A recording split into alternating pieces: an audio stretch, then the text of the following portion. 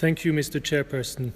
On 8 December, Volodymyr Baluk, living in Serebryanka in Crimea, was arrested as he raised the Ukrainian flag on the roof of his home.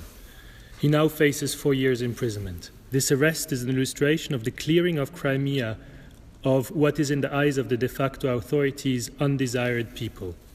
This goes along with the policy of the Russian Federation of transfer of nationality of those living in Crimea and an encouragement to people from Russia to relocate and live in Crimea. We are appalled by the human rights situation in Crimea. As reported by OHCHR, fair trial rights, lawful arrests and detentions, freedom of movement, and rights of detainees are ignored and swept away by the de facto authorities. These human rights violations also include crackdown against civil society and the media. We call for the release of Emir Hussein Kuku, a Crimean Tatar human rights defender arrested on charges of terrorism in February 2016. His family today faces threats, harassment and intimidation. We also call for the release of Mykola Semena, a Crimean Tatar journalist working for Radio Free Europe accused of separatism for undermining the Russian territorial integrity. Authorities in Crimea and Russia have also violated the right to defense and the presumption of innocence of multiple presumed members of the so-called Ukrainian sabotage group, which constitutes a new wave of politically motivated criminal prosecution in Crimea.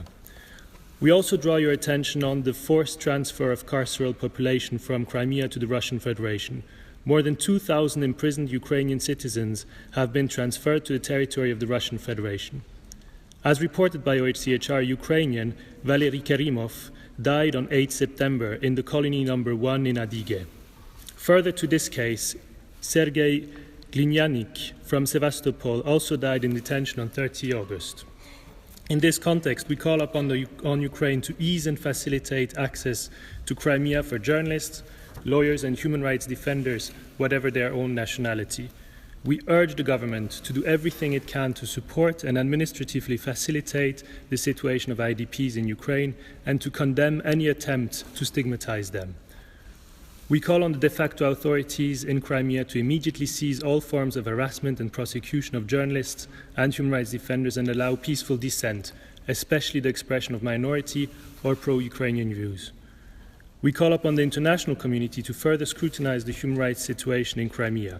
All measures should be taken to ensure that the de facto authorities in Crimea are made aware of the international community's attention to their actions in order to hold them accountable and hold their supporters accountable. Mr. Chairperson, the Human Rights House Foundation warmly welcomes the work of OHCHR in Ukraine.